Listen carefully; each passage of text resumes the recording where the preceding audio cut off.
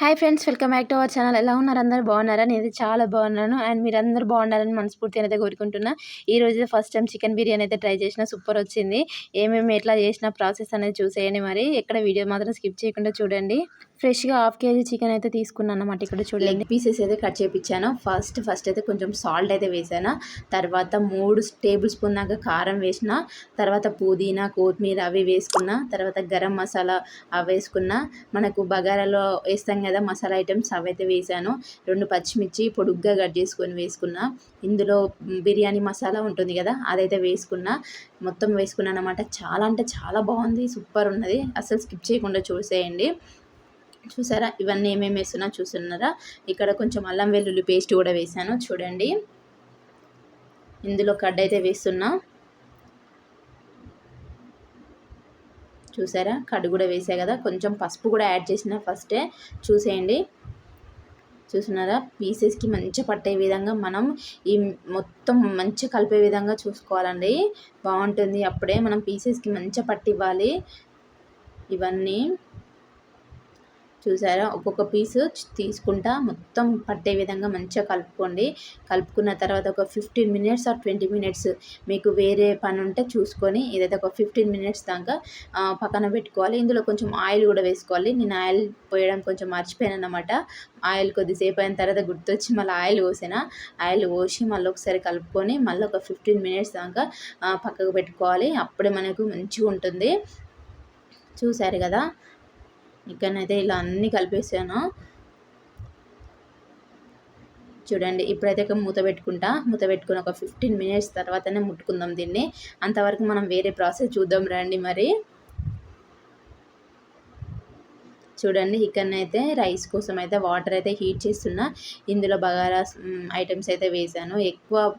బగారా అంటే ఎక్కువ masala items use చేయను అన్నమాట. నేను బాగా ఎక్కువ మసాలా ఐటమ్స్ ఉన్నా తినరు, అందుకే కొంచెం లైట్గానే వేస్తున్నా. ఇంకొక నిమ్మకాయ అయితే పిండేసాను అన్నమాట. ఇందులో కూడా కొంచెం లైట్గా పిండేస్తున్నా చూడండి. ఇక మళ్ళీ మూత పెట్టుకున్న తర్వాత ఇక పక్కన పెట్టండి. ఇక మళ్ళీ మనం రైస్ కోసం అయితే ఇక్కడ ఈ గిన్నెను అయితే తీసుకున్నాను అనమాట. మా ఇంట్లో బిర్యానీ చేసే గిన్నె లేదు, అందుకే ఈ గిన్నె తీసుకున్నా. కొంచెం అడగంటకుంటా ఉంటుందని కొంచెం మందందే తీసుకున్నాను అనమాట. ఇందులోనైతే ఆయిల్ వేస్తున్నా చూడండి. ఇవైతే రైస్ కడిగి పెట్టుకున్నాను అనమాట. నేను కడిగి 1/2 అవర్ అవుతుంది.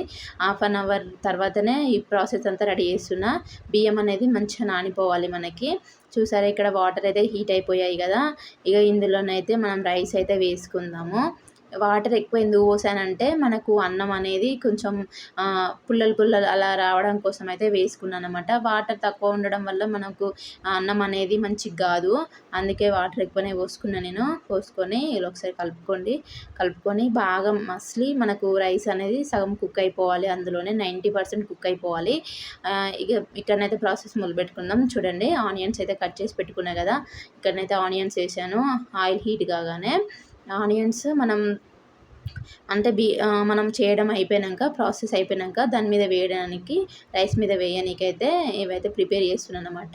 యాక్చువల్లీ చెప్పాలంటే మనం ఆనియన్స్ టమాటా కొంచెం ఫ్రై చేసుకొని గ్రైండ్ చేసుకొని కూడా వేసుకుంటారు, కానీ నేను అదంతా ప్రాసెస్ అయితే పెట్టుకోలేదన్నమాట. ఇక్కడనైతే ఈ విధంగానైతే ఫ్రై చేసి పెట్టుకున్నా. అందులోనే ఇంకొంచెం ఆయిల్ యాడ్ చేశాను. ఆయిల్ కొంచెం తక్కువ ఉంది కదా అని చెప్పేసి ఆయిల్ అనేది వేసుకున్న తర్వాత ఇక మళ్ళీ మనం ప్రిపేర్ చేసుకున్న చికెన్ అయితే ఉంటుంది కదా, ఆ చికెన్ అయితే వేసుకుంటే సరిపోతుంది.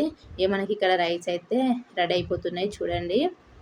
90% కుక్ కావాలండి రైస్, మనకు అప్పుడే బిర్యానీ అనేది పర్ఫెక్ట్గా వస్తుంది. ఇవి ఇంట్లోనే రైస్ అండి, బాస్మతి రైస్ కాదు, ఇంట్లో రైస్తోనే చేశాను చూడండి. ఇక్కడనైతే పీసెస్ అన్నీ ఈ ఆయిల్లోనైతే ఫ్రై చేస్తున్నా చూడండి.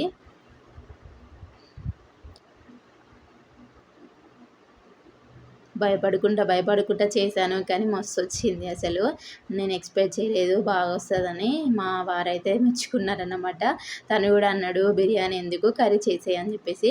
కాకపోతే నేను చేస్తా అని చెప్పేసి చేస్తున్నాం చూడండి. మనకైతే ఇక్కడ చికెన్ అనేది మంచిగా కుక్ కావాలి. కుక్ అయిన తర్వాత మనం ప్రాసెస్ అనేది ఇంకొంచెం మొదలు పెడదాం చూడండి. ఇక్కడ మనకు ఆయిల్ సపరేట్ అయ్యేదాకా మనం చేసుకోవాలన్నమాట ఫ్రై. ఇక్కడ చూడండి రైస్ అయితే కుక్ అయిపోయింది. నాకు ఇక్కడ ఇంకా చికెన్ అనేది ఇంకా కుక్ కాలే కాబట్టి నేనైతే రైస్ దగ్గర వాటర్ అన్నీ తీసేసి రైస్ అయితే పెట్టుకున్నాను అన్నమాట రెడీగా. చూసారా ఇక్కడనైతే చికెన్ అయితే కుక్ అయిపోతుంది. చాలా అంటే మంచి స్మెల్ వస్తుంది అసలు. ఎక్స్పెక్ట్ చేయలేదు నేను ఇంత మంచి స్మెల్ వస్తుంది, నేను ఇంత బాగా చేస్తానని. కానీ ఇంకోసారి కూడా చేయాలి అనేటట్టు చేశాను అనమాట. చూడండి ఇక్కడనైతే చికెన్ అయితే మంచి ఫ్రై అయిపోయింది. ఆఫ్ తీసాను ఇలాకెళ్ళి. ఆఫ్ తీసి మళ్ళీ అందులో రైస్ అయితే వేస్తున్నా చూడండి. రైస్ అయితే కొంచెం కొంచెం మెత్తగానే అయిపోయిందనమాట. బాగా మెత్తగా కాలేదు, బాగానే అలా లేదనమాట. అది మంచిగున్నది.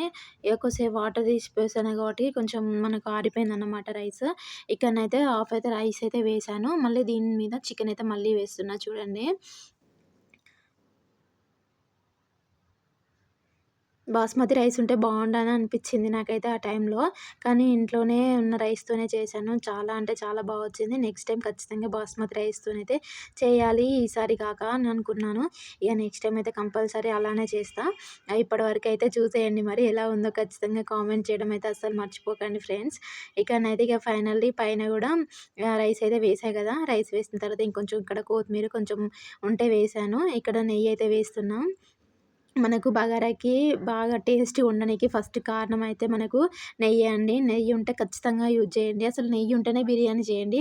అప్పుడే మనకు టేస్ట్ అనేది బావుంటుంది ఖచ్చితంగా. నెయ్యి అయితే ఇక్కడ వేశాయి కదా! అసలు ఫుడ్ కలర్ యాడ్ చేద్దాం అనుకున్నా. మా వారు ఫుడ్ కలర్ ఏం అవసరం లేదు, వద్దు పాప కూడా తింటది కదా! వద్దు అని చెప్పేసి అని అన్నాడు. అంటే ఇక నేనైతే ఫుడ్ కలర్ ఏం యాడ్ చేయలేదు. ఇక ఫైనల్లీ ఇక్కడనైతే ఆనియన్స్ ఉన్నాయి కదా! ఫ్రై చేసినవి అవైతే వేసుకున్నా అనమాట. చాలా అంటే చాలా బావుంది. అలా కొద్దిసేపు ఒక 10 మినిట్స్ దాకా గిన్నెని అలా పెట్టి కుక్ చేశానన్నమాట. ఇంగా ఒక 5 మినిట్స్ అలా పేనం దోసల పేనం ఉంటది గదా! ఆ పేనాన్నయితే పెట్టానన్నమాట. ఆ పేనం పెట్టిన తర్వాత ఇగ ఈ విధంగానైతే రైస్ అయితే చూస్తున్నా మరి ఎలా ఉంది ఏంటి అని చెప్పేసి. కానీ స్మెల్ మాత్రం అదిరిపోతుంది. ఇగ ఇలా తింటే కుదరదని చెప్పేసి ఒక పెద్ద బేషన్ అయితే తీసుకున్నానన్నమాట. బేషన్ తీసుకొని బేషన్‌లో మొత్తం కుమ్మరించినానన్నమాట. అంతా వేసా అన్నమాట. అంతా వేసి మొత్తం మిక్స్ చేశా. ఇగ మిక్స్ చేస్తే ఇగో ఈ కలర్‌లో అయితే అయిపోయిందన్నమాట. మనకు మా వారైతే మెచ్చుకున్నాడు. వీడియో నచ్చితే చిన్న లైక్ చేయండి అబ్బా!